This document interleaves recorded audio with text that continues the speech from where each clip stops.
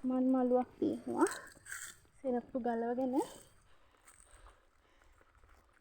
යන්නේ අපි සක්මන් මළුවේ. හරි ලස්සනයි. අතන කුටිය තියෙනවා. කුටියත් එක්ක සක්මන් මළුව.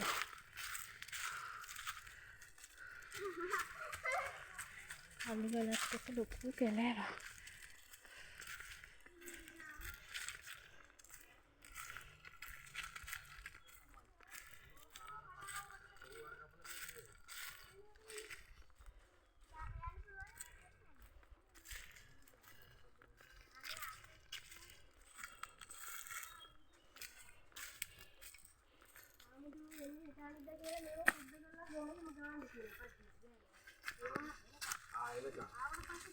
ගමේ ඔක්කොම වගේ බයිනද වැඩේද?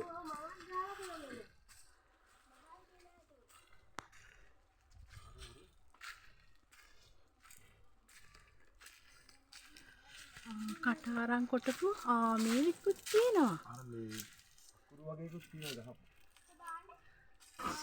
හරිම පුදුමයි. පඩිපෙලක් තියෙනවා. මේව නම් අවුරුදු ගාණක් කියන්න බෑ. ඉතින් බර සංඛ්‍යාවක්. අනේ දෙයියනේ. යටින් ඇලක් යනවද? ඇත්තද? මෙතනත් මේ භාවනා යෝග්‍ය වැඩ ඉන්න හාමුදුරුවන්ට හදලා තියෙන්නේ. ගලෙම්ම තියෙන්නේ. කරන් ටික තාම තියෙන්නේ. මේ සෝලා.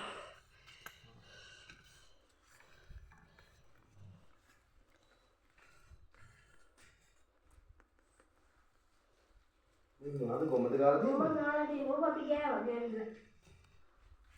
මෙතන තමයි අලපාරේ යන්නේ යන්නේ. මහලා තියෙන්නේ. මෙතන එළපාරේ යනවා. ඔය සීතල වගේ තියෙන්නේ. මාන කූල් නේද මේ ඇතුලේ? ඒකනේ. ඒසී දැම්මා වගේ. ඒ මෙතන පොඩ්ඩක් අල්ලන්නකෝ. මේ එළපාරේ යන තැන තමයි මේ ගොම ගාලා වහලා තියෙන්නේ නේ.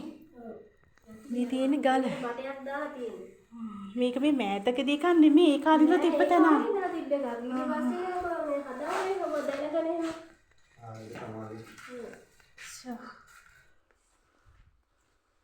ආස්නේ දැනෙන්නෙම නෑනේ. නේ AC එකට ආවා වගේනේ.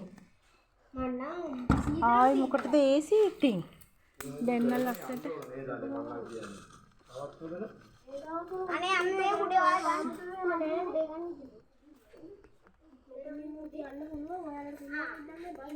මෙච්චර මෙහෙනේ.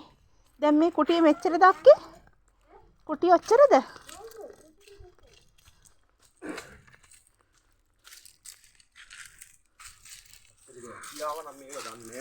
ඒකනේ. මේ සෙල් ලිපියක් කොටාගෙන ඇවිල්ලා නතර කරලාද? මේක අපිට ළඟට ගන්න නම් පේන්නේ. හැබැයි අකුරු වගේක් කොටලා තියෙනවා.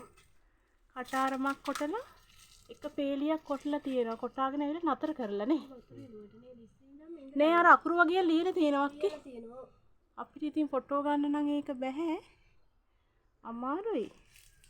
හැබැයි මොනවා හරි දෙයක් ලියලා තියෙනවා මේ. අනේ ඉතින් හරිම ලස්සනයි මේ වගේ තැන්. එතනින් තමයි අලපාර යන්නේ තියෙන්නේ. මෙතන ඇල්ල වහලානේ.